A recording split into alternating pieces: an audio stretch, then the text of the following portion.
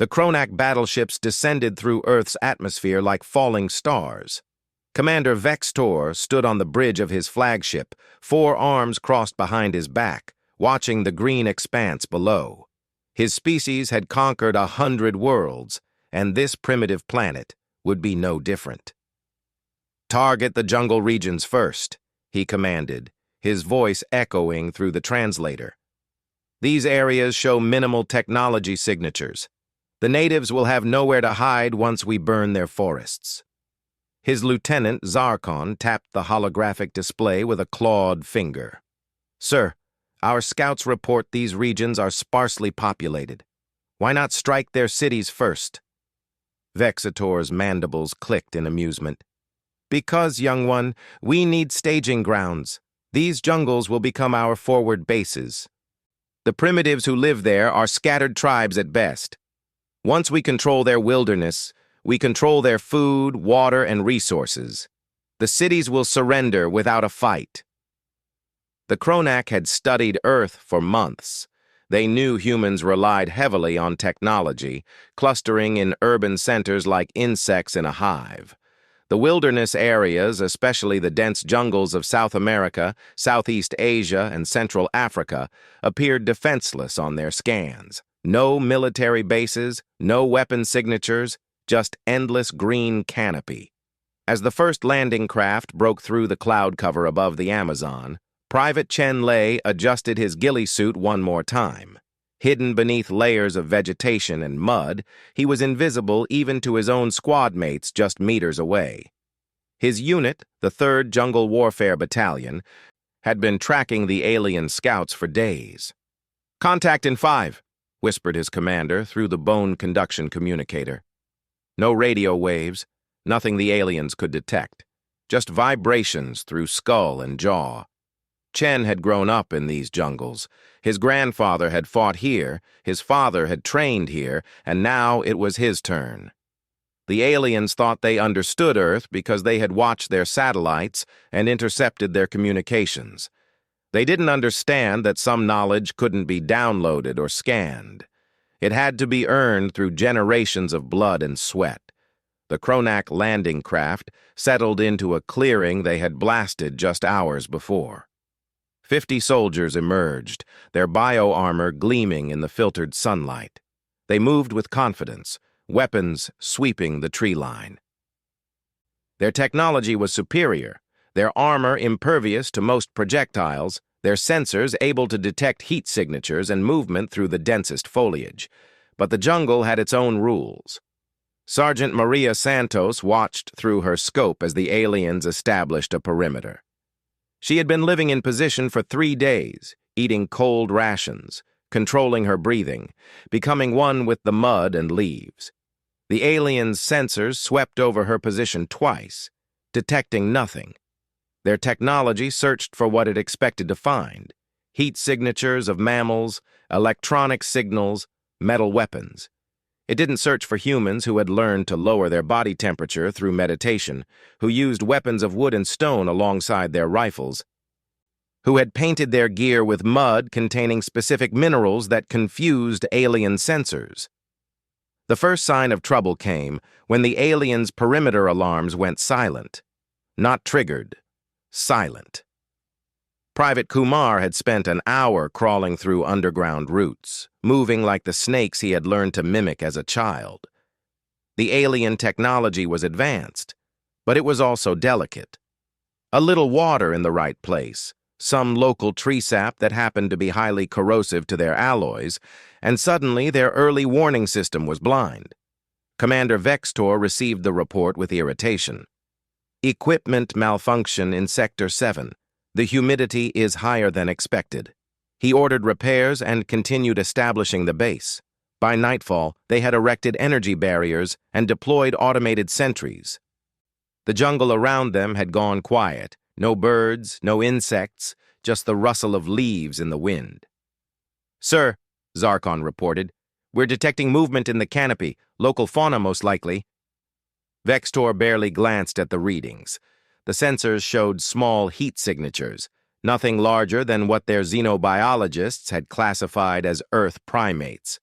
harmless creatures that fled at the first sign of danger. But Corporal Tanaka had spent 6 months training with the indigenous tribes, learning their ancient techniques. He moved through the canopy like the monkeys the aliens' sensors detected, his body temperature lowered through controlled breathing, his movement patterns deliberately mimicking the local wildlife. Below him, his squad did the same, each soldier a ghost in the green darkness. The first Kronak soldier to disappear simply walked into the jungle to investigate a sensor anomaly. His squad mates found his armor an hour later, systems intact but empty. No blood, no signs of struggle, just an empty shell of technology. The second and third vanished during a patrol, their last transmission a confused report about the ground giving way. The rescue team found only a natural-looking pit, its bottom lined with sharpened stakes that had somehow penetrated their advanced armor at the joints. The stakes were gone by the time the science team arrived, pulled out through underground tunnels that seemed to appear and disappear like magic.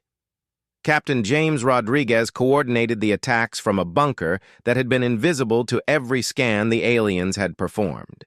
Built into a living tree over the course of decades, it was part of a network of positions that existed in every major jungle on Earth. The jungle warfare units had always known this day might come. Maybe not aliens, but someone would eventually try to take the wild places, thinking them weak. The aliens' mistake was thinking that absence of technology meant absence of sophistication. They didn't understand that the jungle fighters had chosen to limit their electronic footprint, to blend rather than dominate. Every piece of advanced equipment they used was shielded by natural materials, powered by biological fuel cells that gave off the same signatures as decomposing vegetation. On the third night, the psychological warfare began. The Kronak soldiers reported strange sounds, not quite animal, not quite human, whispers in languages their translators couldn't parse. Shadows that moved against the wind, lights that danced just beyond the tree line, but vanished when investigated. "It's the natives," Vextor announced to his increasingly nervous troops. "Primitive fear tactics. Maintain discipline." But discipline was hard to maintain when soldiers kept disappearing, when equipment failed in impossible ways, when every venture outside the energy barriers resulted in casualties that left no bodies to study. The jungle had swallowed 12 Kronak soldiers in 3 days, and their advanced technology could tell them nothing about how or why. Lieutenant Sarah Okonkwo watched the alien commander through her handmade scope, its lenses ground from local crystals that didn't reflect in any spectrum the aliens monitored. She could have killed him 3 times already, but that wasn't the mission. Not yet. The strategy was older than recorded history. Make the enemy afraid of the environment itself. Make them jump at shadows, doubt their sensors, cluster together in fear. The jungle fighters had learned from centuries of guerrilla warfare, from every empire that had tried to conquer the wild places and failed. The Kronak had expected to fight humans. They hadn't expected to fight the jungle itself and the humans who had made it their ally. By the 5th day, the aliens had stopped sending patrols. They huddled behind their barriers, weapons pointed outward at an enemy they couldn't see or understand. Their supplies dwindled as convoy after convoy failed to arrive, swallowed by mudslides that happened too precisely to be natural, blocked by trees that fell across paths with impossible timing. In his hidden command center, Captain Rodriguez reviewed the intelligence gathered from captured alien equipment. His tech specialists, working with tools that looked primitive but functioned at a molecular level, had cracked several of their systems. The aliens communicated through quantum entanglement, but the jungle had taught patience. They didn't need to intercept communications in real time. They just needed to wait, watch, and learn. The morning of the 7th day brought rain. Not the gentle rain the Kronak had experienced before, but a torrential downpour that seemed to target their camp specifically.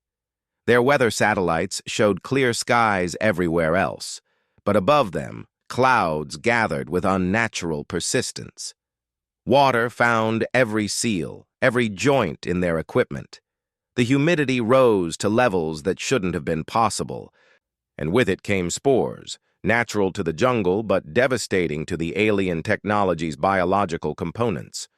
Their bio-armor began to degrade, slowly at first, then with increasing speed. "Evacuate to the ships," Vextor finally ordered, his pride warring with the reality of their situation. They had lost 20 soldiers without killing a single human.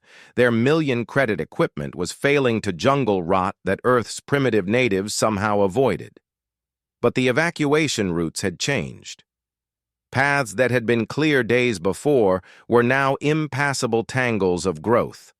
The jungle had reclaimed them with a speed that defied botanical science.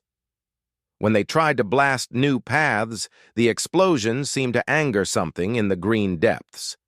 The counterattacks came swift and precise, darts that found the tiniest gaps in armor, snares that appeared from nowhere, pits that opened beneath their feet. Specialist Nguyen watched the aliens panic through eyes that had adapted to the jungle's eternal twilight. Her unit had spent years developing techniques that blurred the line between technology and tradition. Their camouflage wasn't just visual but chemical, mimicking the pheromones of local plants. Their weapons were smart but silent, using the jungle's own toxins refined through processes the alien sensors classified as natural fermentation. The final blow to Kronak morale came when they realized the jungle was learning. Each defensive measure they implemented was countered within hours. Energy barriers that should have been impervious failed when certain vines grew across them. Vines that the humans had been cultivating for this exact purpose for decades. Automated sentries couldn't target enemies that moved like natural fauna, that gave off the same electromagnetic signatures as the trees themselves. By the 10th day, the mighty Kronak invasion force was in full retreat. They abandoned equipment worth more than some planet's entire GDP, leaving it to be swallowed by green growth that seemed to accelerate in their absence. The soldiers that made it to the evacuation ships were hollow-eyed, jumping at every sound. Commander Vextor stood before his war council, trying to explain how the most technologically inferior region of a primitive planet had defeated them without a single conventional battle. "They're not human," one soldier whispered. "They're part of that green hell. The jungle itself fights for them." But Captain Rodriguez, watching the alien ships retreat through a scope that used no power and left no signature, knew the truth. They were entirely human. They had simply chosen to fight on terms the aliens couldn't understand. Where the invaders saw primitive wilderness, the jungle fighters saw a living weapon system more complex than any technology. The Amazon basin fell quiet again, bird songs returning as the last alien ship disappeared into the clouds. In hidden bunkers and tree platform bases, the jungle warfare units began their after-action reports. They had lost 3 soldiers, each one volunteering for suicide missions that had saved dozens of others. Their names would be added to the monuments hidden throughout the world's jungles, remembered by those who understood that sometimes the oldest ways were the strongest. Around the world, other Kronak landing sites were reporting similar problems. The jungle fighters of Earth had spent generations preparing for this moment, when someone would mistake the absence of visible technology for weakness. They had learned from every empire that had tried to conquer the wild places, from Rome in Germania's forests to America in Vietnam's jungles. The aliens had brought weapons that could level cities and armor that could stop bullets. But the jungle fighters had brought something more powerful, the knowledge of how to turn the Earth itself into an ally. They understood that true strength didn't always glow on a scanner or show up in a database. As news of the retreat spread through the Kronak fleet, arguments broke out among the leadership. Some wanted to simply burn the jungles from orbit, but others pointed out the obvious problem. Earth's biosphere was interconnected. Destroy the jungles, and the entire planet would become worthless for colonization. We could negotiate with their cities, suggested one admiral. Surely their governments will be more reasonable than these jungle dwellers. But the cities had been watching. Earth's governments had always known about their jungle warfare units, had funded them quietly, had made sure that every major forest had its hidden defenders. Now, as the aliens regrouped in orbit, the cities sent a simple message. Earth stands united. You face not just our technology, but our ecology. Not just our soldiers, but our planet. Leave now, or face the full might of a world that has evolved to defend itself. The message was signed by every nation. But the real signature was what happened next. Around the world, the jungles stirred. Not with human movement, but with something deeper. The trees themselves seemed to lean toward the sky, and the alien sensors detected something impossible. The entire biomass of Earth's forests pulsing in unison, like a single massive organism awakening. It was theater, of course. Specialist Chen and thousands like him were using techniques developed over decades, making the forests seem alive through coordinated actions. But the aliens didn't know that. They saw a planet where the boundary between human and nature had blurred beyond their understanding. Commander Vextor made his decision. Full retreat. Mark this world as Category X. Too dangerous for conventional conquest. As the Kronak fleet prepared to leave, they received one final transmission from the surface. It came from the jungles, broadcast through methods their scientists couldn't explain. The signals seemed to originate from the trees themselves. "You thought the wilderness was weakness," the voice said in perfect Kronak. "You thought technology was strength.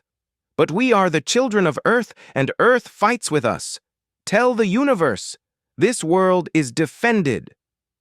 The transmission ended with a sound that made every Kronak soldier shudder.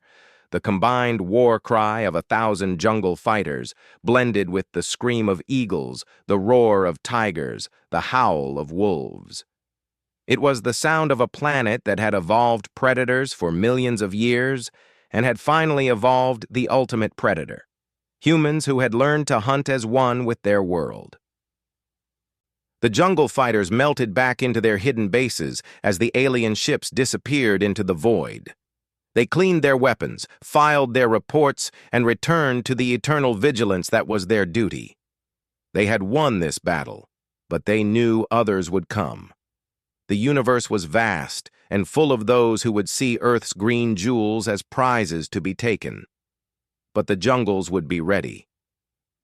In the canopy above, a young recruit practiced moving like the monkeys. In underground tunnels, engineers refined their biotechnology. In hidden schools, children learned the songs that could guide them through the forest in absolute darkness. The wild places of Earth had shown their strength, and the universe had learned a valuable lesson. Technology alone could not conquer a world where the defenders had become one with the land itself. Where every tree could hide a warrior, every vine could be a weapon, and the very air could turn against invaders who didn't understand the deep alliance between humanity and the wilds. The Kronak Empire added Earth to their maps with a simple notation. "Here there be dragons." They meant it metaphorically, but Private Chen, cleaning his rifle in a hidden bunker beneath ancient roots, smiled at the irony. There were no dragons in Earth's jungles. There was something far more dangerous, humans who had remembered that they, too, were part of nature. And nature, when threatened, always found a way to survive. 6 months had passed since the Kronak retreat. In the depths of Borneo's rainforest, Master Sergeant Amara Kenyatta studied satellite imagery that showed nothing unusual. That was exactly what worried her. The aliens had been too quiet, and 2 decades of jungle warfare had taught her that silence often preceded the storm. Her unit had evolved since the first encounter. The bioweapons laboratory hidden beneath the forest floor, disguised as natural cave formations, had reverse-engineered captured Kronak technology. not to copy it, but to understand its weaknesses. Dr. Rashid, their lead scientist, had discovered something fascinating. The aliens' advanced materials reacted violently to certain combinations of Earth's organic compounds. "They're coming back," announced Lieutenant Colonel Park, emerging from the communication center that looked like a termite mound, but contained equipment that could intercept transmissions from orbit. Different approach this time. They've hired mercenaries. The holographic display showed new ships approaching Earth. Not the sleek Kronak vessels, but a motley collection of craft bearing the markings of the Vortec Mercenary Coalition, the galaxy's most ruthless soldiers for hire, known for adapting to any environment. In the Amazon, Captain Rodriguez received the same intelligence. The jungle warfare network that spanned Earth's forests came alive with encrypted messages passed through methods the aliens still couldn't detect. Some used bioelectric signals through fungal networks that connected trees across continents. Others employed trained birds that carried microscopic data crystals, their flight patterns indistinguishable from normal migration. The Vortec landed differently than the Kronak. No grand pronouncements, no attempt to establish fixed bases. They scattered across the jungles in small units, each squad operating independently. Their research had been thorough. They wore armor that resisted the local toxins, used weapons that functioned in high humidity, and moved with a caution that showed they had studied the previous invasion's failure. But the jungle fighters had evolved too. Corporal Maya Delgado watched a Vortec patrol through eyes enhanced by biological modifications developed in the hidden labs. The treatments used compounds found only in the deepest jungle, substances that allowed human eyes to see in spectrums the aliens couldn't imagine Earth primates possessed. The mercenaries thought they were invisible in their adaptive camouflage, but to Maya, they glowed like beacons against the living background of the forest. The first clash came in the Congo Basin. The Vortex squad had done everything right. They moved quietly, used no electronics the humans could track, relied on biological sensors rather than technology. They didn't realize that the jungle fighters had spent the intervening months developing countermeasures. Sergeant Kwame Asante triggered the trap with a whistle that sounded like a bird call. The ground beneath the Vortec erupted, but not with explosives. Genetically modified fungi, developed from species that could digest plastic and metal, swarmed over the mercenaries' equipment. Their weapons dissolved in their hands, their armor began to pit and crack. In seconds, the galaxy's finest mercenaries were reduced to hand-to-hand combat with humans who had trained for this moment their entire lives. The fight was brief, but educational. The Vortec were stronger, faster, with reflexes honed on 100 worlds, but strength meant nothing when the ground beneath your feet had been prepared with compounds that reacted to alien biochemistry, making it as slippery as ice. Speed was useless when every vine could be a snare triggered by the slightest pressure. The mercenaries retreated, leaving behind 3 casualties and equipment that the jungle consumed before they could retrieve it. But the Vortec learned quickly. Their next attacks came from the air, drop pods screaming through the canopy to deliver soldiers directly into battle. They used sonic weapons that shattered trees, creating clearings where their superior ranged weapons gave them advantage. The jungle fighters adapted. Private First Class Lin Zhou activated one of their new defenses, a network of vines genetically engineered to grow with metallic fibers in their structure. When the sonic weapons fired, the vines resonated at frequencies that created destructive interference. The alien weapon's own power turned against them, feedback loops destroying the delicate mechanisms. In Malaysia, the Vortec tried chemical warfare, releasing defoliants designed to strip away the human's cover.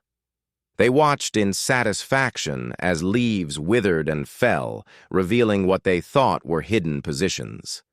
The satisfaction turned to horror when they realized the dead trees were decoys, hollow constructs that had been prepared for exactly this scenario.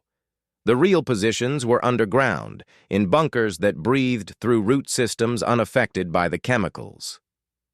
The jungle fighters emerged from the earth itself, wearing suits that incorporated living bark and active camouflage derived from chameleon genes. To the vortex sensors, they registered as mobile trees, their heat signatures masked by cooling systems that used endothermic reactions found in certain rainforest flowers. Master Gunner Yuki Tanaka had spent 3 months perfecting her new weapon. It looked primitive, a tube of bamboo wrapped in vines. But inside was a launching system that used compressed gases produced by modified bacteria, accelerating projectiles to hypersonic speeds without any electronic signature. The ammunition was equally ingenious.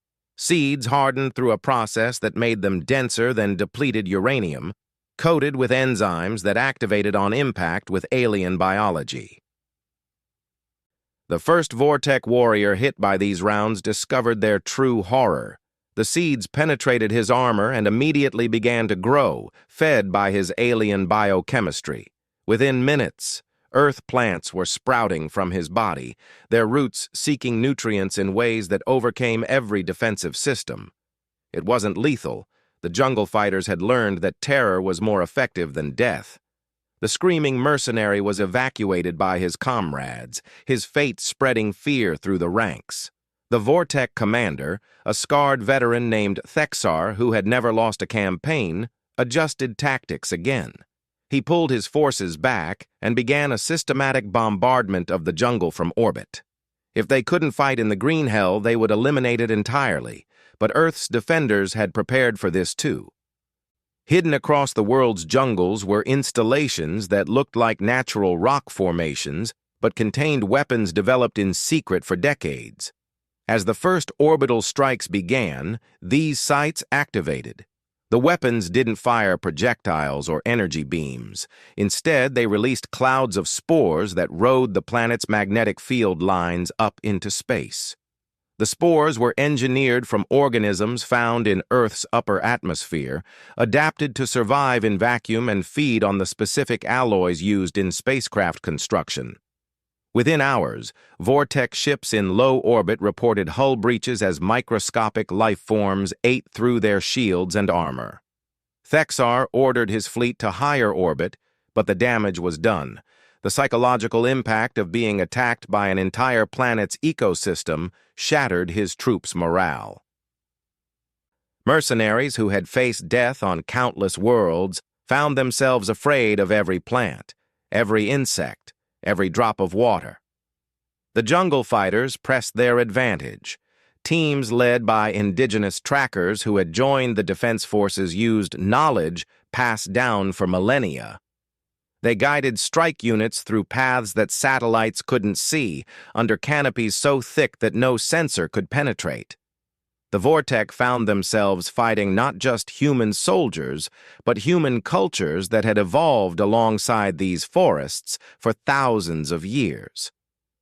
In the Australian rainforests, Aboriginal warriors used dreamtime techniques to move through terrain in ways that defied physics as the aliens understood it.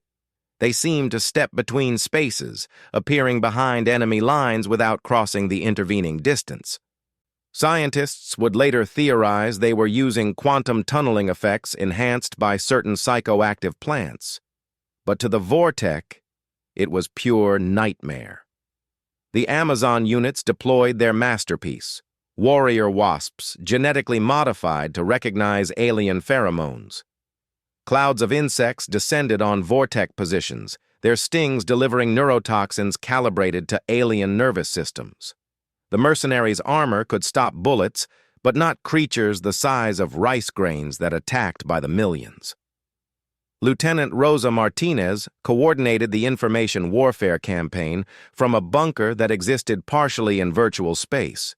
Using quantum computers grown from modified neural tissue, they hacked into Vortec communications, not through technology but through biological interfaces the aliens had never imagined possible. The mercenaries' own reports became weapons as false intelligence led them into carefully prepared killing grounds. The tide truly turned when the jungle fighters revealed their air force. Not aircraft in any conventional sense, but enormous birds bred and trained over generations. Harpy eagles with wingspans enhanced through careful breeding carried riders whose suits made them one with their mounts. They struck from above, diving through the canopy at speeds that made them invisible to tracking systems, delivering packets of engineered bacteria that turned Vortec equipment into breeding grounds for Earth's microscopic defenders. In desperation, Thexar authorized the use of antimatter weapons. The first bomb detonated over a section of the Congo, vaporizing 100 square kilometers of jungle. The mercenary commander expected this show of force to break the human resistance. Instead, it triggered something unprecedented. Around the world, the jungles released a coordinated response. Every major forest simultaneously expelled clouds of pollen-like particles that rose into the stratosphere. The particles were not weapons, but carriers of a message written in DNA itself, a declaration of war from the biosphere of Earth. The particles infiltrated everything: vortex ships, equipment, even their bodies. They were harmless to Earth life, but carried viruses that specifically targeted the quantum processors used in alien technology. Within days, systems across the mercenary fleet began to fail in cascading malfunctions. Dr. Sarah Chen, monitoring from her laboratory hidden beneath ancient banyan trees, watched the aliens' technology turn against them. The viruses didn't destroy, they rewrote, turning Vortec equipment into extensions of Earth's ecosystem. Weapons began to malfunction in ways that protected the forests. Navigation systems led ships into ambushes. Life support systems started producing oxygen levels that made the aliens drowsy and confused. The final battle came when Thexar himself led an assault on what intelligence indicated was the main jungle warfare command center in Borneo. 500 of the galaxy's best mercenaries descended on the coordinates, ready for the fight of their lives. They found Master Sergeant Kenyatta and 50 defenders waiting in a clearing. No tricks, no traps, just humans standing ready with weapons that looked almost primitive compared to Vortec arms. Thexar, honor-bound by mercenary code, accepted the challenge of open battle. It lasted less than an hour. The jungle fighters moved like water, flowing around attacks, using the aliens' strength against them. Their weapons, seemingly simple, fired rounds that curved impossibly in flight, guided by magnetic fields generated by the very trees. Their armor, woven from spider silk and tree bark, absorbed energy weapons and distributed the force harmlessly. But the true shock came when wounded human soldiers didn't fall.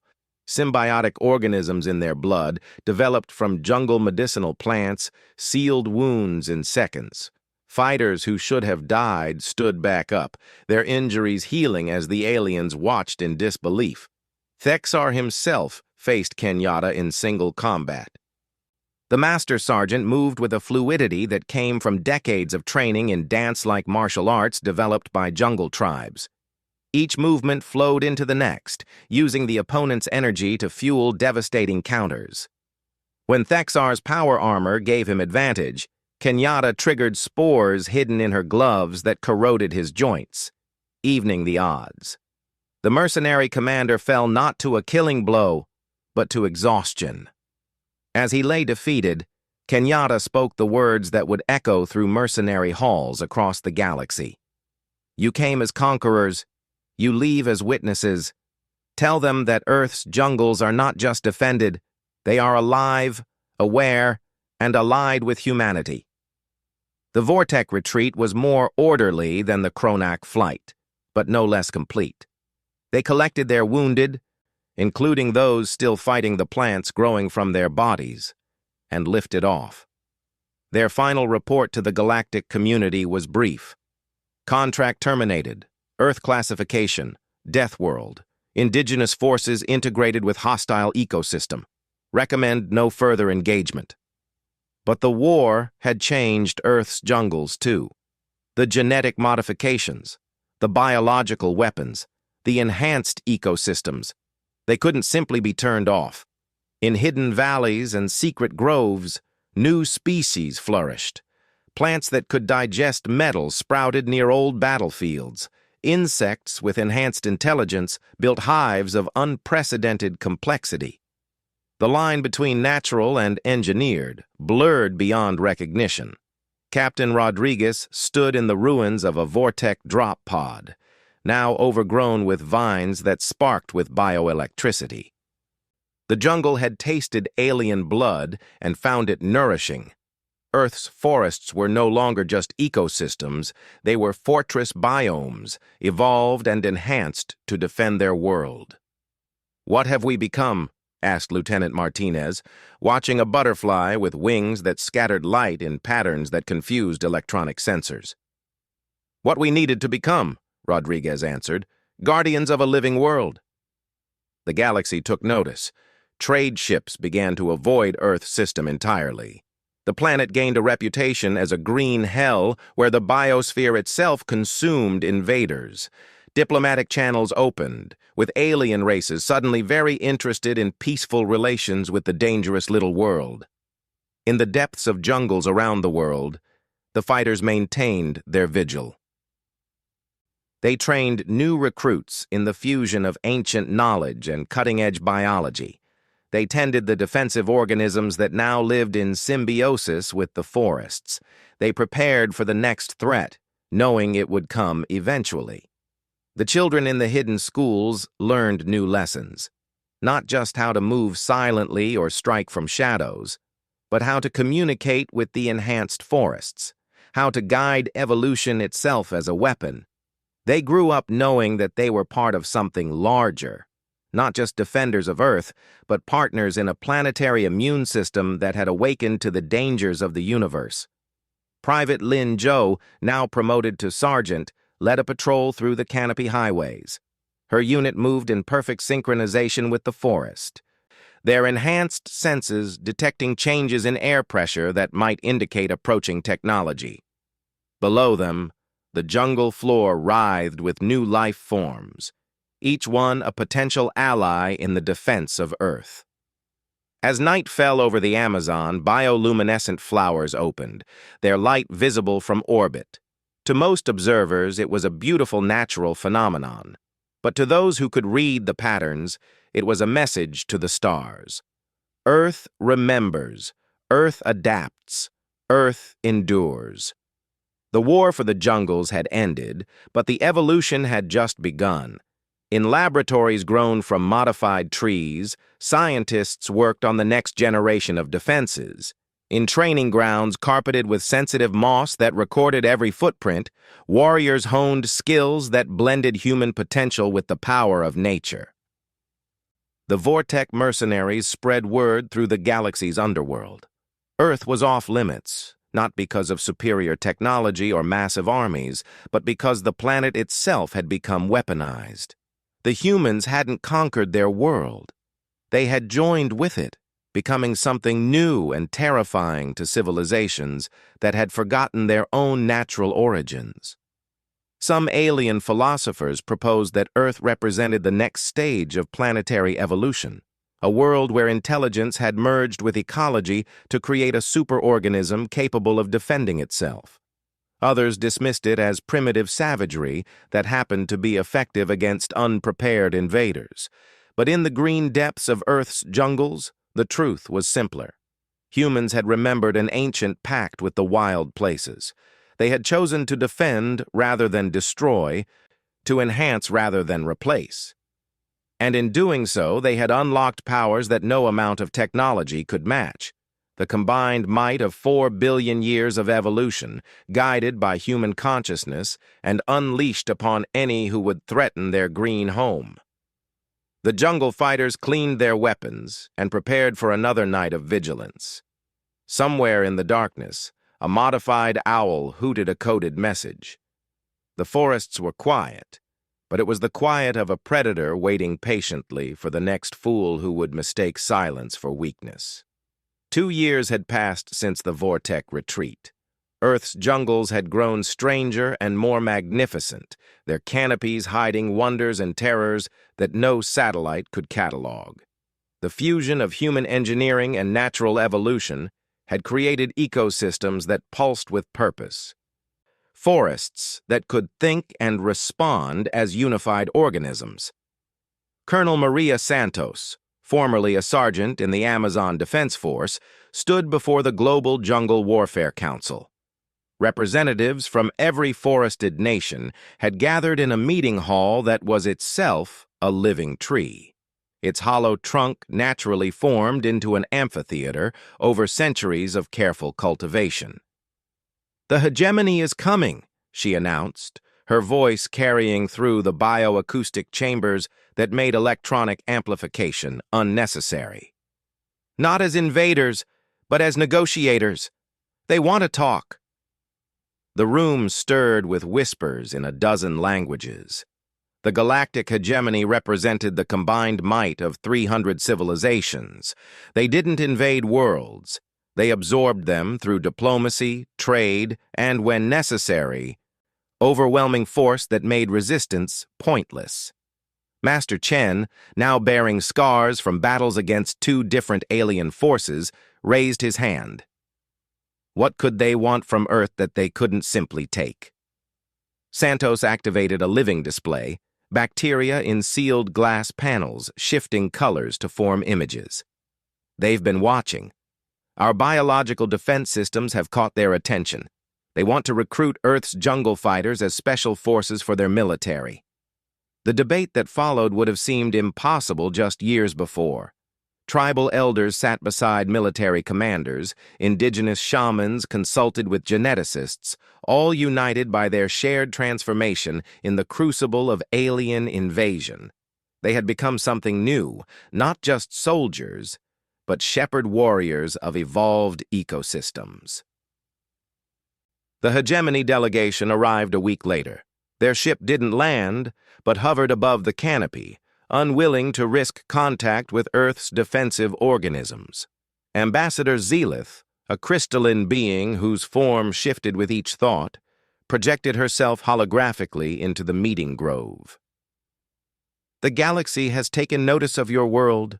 Her harmonious voice resonated through translator devices that struggled with her complex tonal language. "You have achieved something unique, true synthesis between intelligence and ecology. We offer membership in the hegemony with special status for your jungle warriors." She presented terms that would have tempted any world: advanced technology, access to galactic markets, protection from future invasions. All they asked in return was a regiment of Earth's jungle fighters to serve hegemony interests across the galaxy. Colonel Rodriguez, scarred and changed by years of bioengineering treatments, stood to respond. "You misunderstand what we've become. We cannot leave the jungles. We are not separate from them. We are part of them." To demonstrate, he placed his hand against a tree trunk. Within seconds, the tree's bark began to shift, forming patterns that matched his thoughts. Vines descended from above, moving with purpose as his consciousness guided them. His eyes, once brown, now held flecks of green that pulsed with photosynthetic energy. "We have not trained the forests to serve us," he explained. "We have joined with them. To take us from Earth would be like taking a branch from a tree and expecting it to remain alive." Zelith's form flickered with what might have been surprise. "Surely some of your soldiers remain human enough to leave?" The answer came from Private Kumar, youngest member of the council. He had been born after the first invasion, raised in a world where the boundaries between human and forest had already begun to blur. With a thought, he caused flowers to bloom from his skin, their petals releasing pheromones that made the alien ambassador's projection waver. "We are human," he said simply, "but human means something different on Earth now." The hegemony had come prepared for negotiation, not for a fundamental challenge to their understanding of evolution. Their scientists had assumed Earth's defenses were tools, weapons that humans wielded. They hadn't grasped that the weapons and wielders had become one. Sensing an opportunity slipping away, Zelith tried another approach. If you will not serve beyond your world, perhaps you would accept a different arrangement. Teach us your techniques. Share your biological technologies. The hegemony would pay well for such knowledge. The council exchanged glances that needed no words. Through chemical signals and subtle bioelectric fields, they shared thoughts at speeds that made verbal communication seem glacial. The debate that would have taken hours happened in moments. Dr. Patel, chief scientist of the Biodefense Initiative, stepped forward. Her laboratory had become a forest grove where experiments grew on trees and data was stored in modified DNA sequences. Our knowledge cannot be separated from our world. What we've achieved required not just science, but generations of symbiosis. You cannot learn to speak with forests on worlds that have no forests. You cannot bond with ecosystems that view you as alien. The negotiation continued for days, but the outcome was never really in doubt.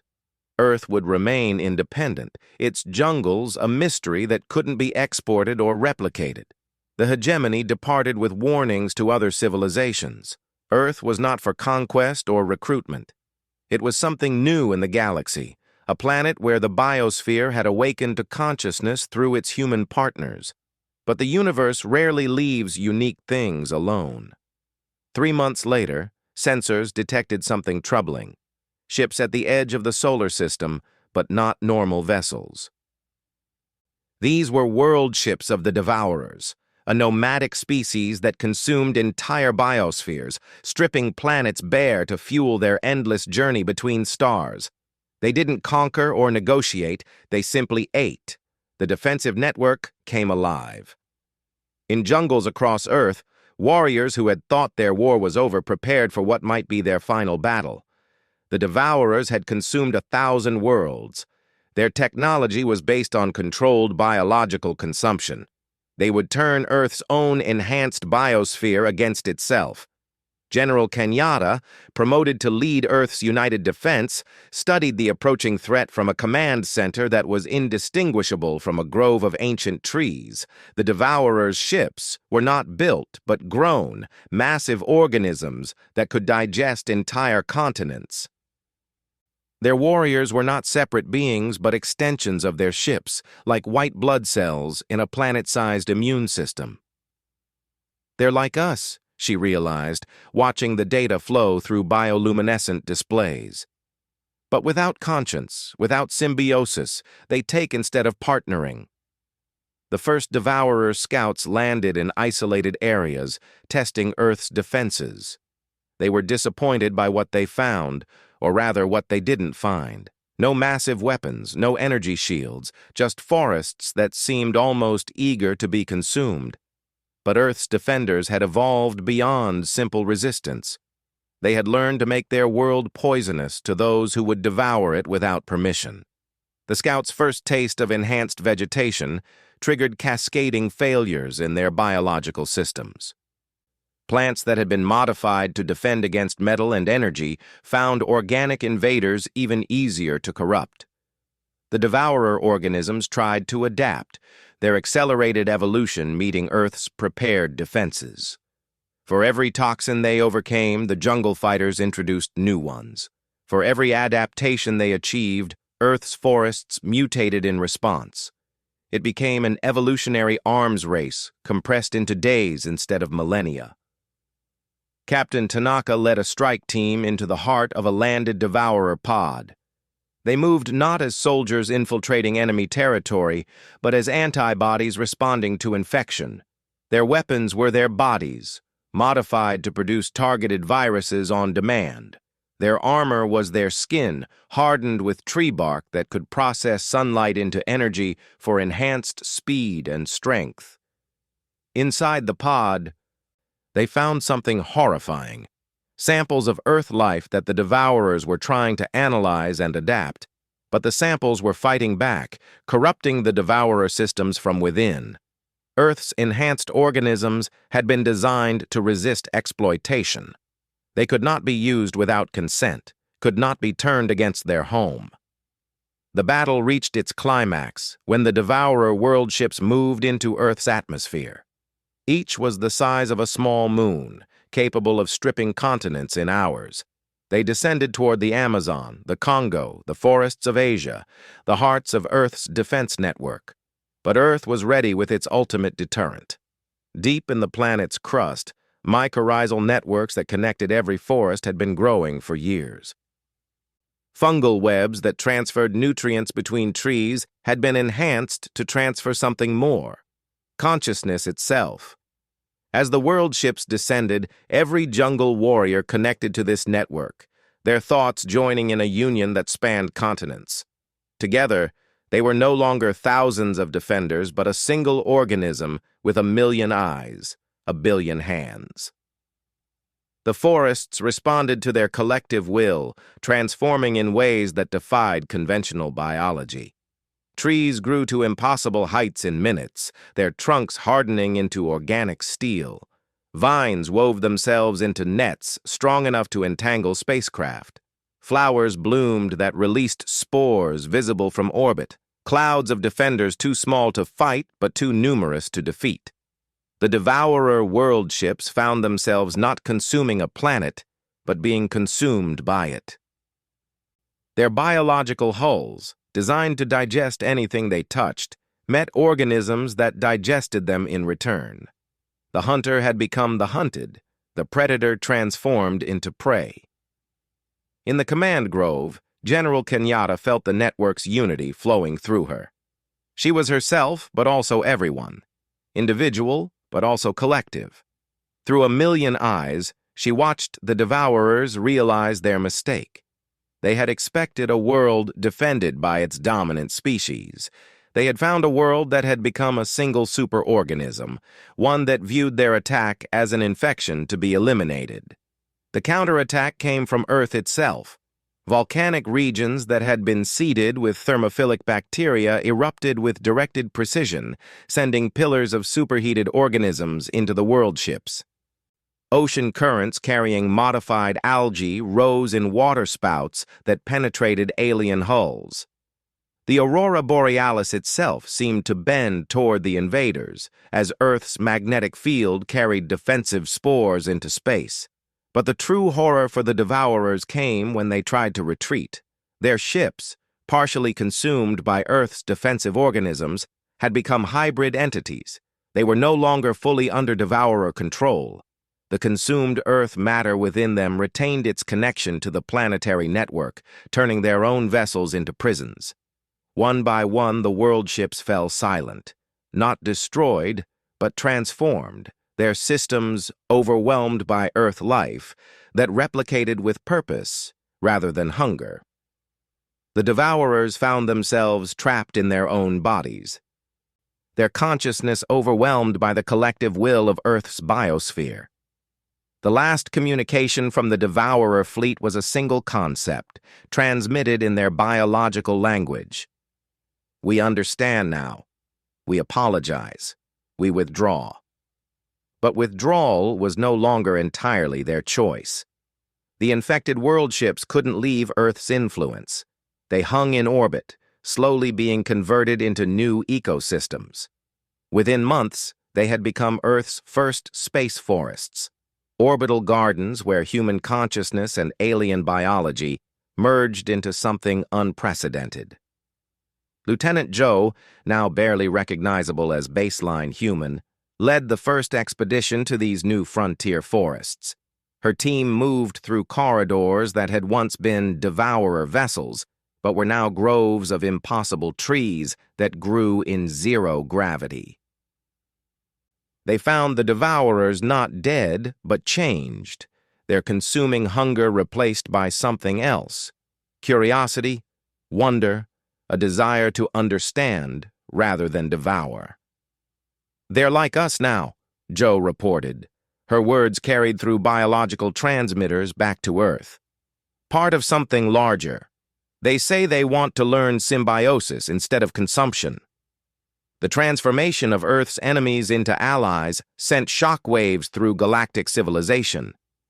The planet that turned invaders into partners, that defended itself by making attackers part of itself, became legend. Some called it the most sophisticated defense in galactic history. Others whispered of a contagion that would eventually convert the entire galaxy. On Earth, the changes accelerated. Cities began to merge with forests as the defensive modifications spread beyond the jungles. Humans in urban areas found themselves changing too, their bodies adapting to interface with the global biological network. Resistance was possible but increasingly rare. The benefits of connection outweighed the loss of pure baseline humanity. Children born into this new world knew no difference. They grew up speaking to trees as naturally as they spoke to each other. They learned in schools that were living organisms, their lessons downloaded directly through biological interfaces. They played in forests that responded to their emotions, creating playground environments from living wood and responsive vines. The jungle warriors, once defenders against alien invasion, became teachers and guides for humanity's transformation. They showed others how to merge consciousness with nature without losing individuality. They demonstrated that evolution could be guided without being forced, that symbiosis was stronger than domination. Master Sergeant Delgado, standing in what had once been a military training ground, but was now a grove where warriors learned to dance with trees, watched new recruits practice. They moved through forms that were part martial art, part communication ritual. Each gesture spoke to the forest. Each step negotiated with the earth itself. "Are we still human?" one young recruit asked, leaves growing from her hair as naturally as follicles. Delgado smiled, her own modifications visible in the bark-like patterns on her skin and the photosynthetic cells that made her eyes glow green in sunlight. "We are what humanity becomes when it remembers it's part of nature. Not separate from Earth, but woven into it." The galactic community watched Earth's transformation with a mixture of awe and terror. Trade delegations reported that negotiating with humans now meant negotiating with their entire planet. Diplomatic meetings took place in groves where the trees themselves participated in discussions, their chemical signals translating thoughts too complex for words. Some civilizations erected quarantine zones around Earth's system, fearing the spread of what they called the Green Awakening. Others sent students to learn from humanity's example, hoping to achieve similar symbiosis with their own worlds. The galaxy divided between those who saw Earth as the future and those who viewed it as a beautiful catastrophe. But Earth itself remained focused inward, on the continuing evolution of its merged biosphere. The planet had become conscious through its human components, aware through billions of interconnected minds. It thought thoughts that spanned continents, dreamed dreams that grew into new species overnight. In the deep Amazon, where it all began, Colonel Rodriguez stood with his fellow defenders. They were generals and privates, scientists and shamans, all equal within the network that connected them. Around them, the forest sang with a million voices, human and animal, plant and fungus, all part of the same vast chorus. "We won," someone said, though individual speakers were becoming harder to distinguish as consciousness merged and flowed. "No," Rodriguez corrected, his voice carrying harmonics that resonated through wood and leaf. "We became. We stopped being defenders of Earth and became Earth defending itself." Above them, the orbital forests grew and spread, carrying Earth's influence into space.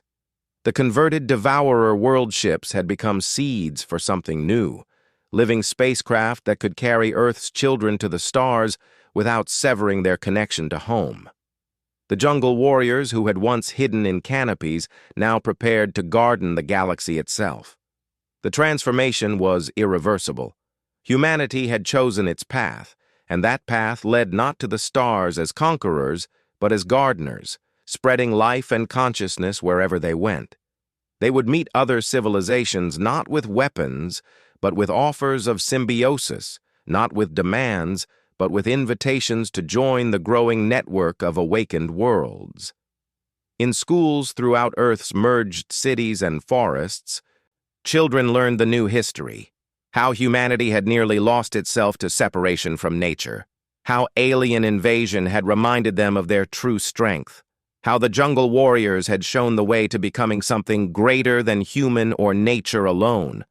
The story ended not with victory, but with beginning. Earth had defended itself by transforming its attackers and itself into something unprecedented. The jungle warriors had won by ceasing to be warriors, becoming instead the conscious immune system of a living world. As night fell over the planet, bioluminescent networks carried thoughts and dreams across continents. In the orbital forests, former devourers tended gardens of impossible beauty. On Earth's surface, humans who were no longer quite human and forests that were no longer quite forests continued their eternal dance of consciousness and growth. The galaxy had learned a simple truth. Earth's jungles could not be crushed because they were not separate from those who defended them. They were strength itself, grown from soil and soul united in purpose. Any who came as conquerors would leave as converts, absorbed into the endless green tapestry of Earth's awakened biosphere. In the depths of forests around the world, the children of the new Earth played and learned, their laughter indistinguishable from birdsong, their dreams growing into tomorrow's wonders. They were humanity's future, not conquerors of nature, but nature itself, conscious and curious, reaching for the stars with roots that would always touch home.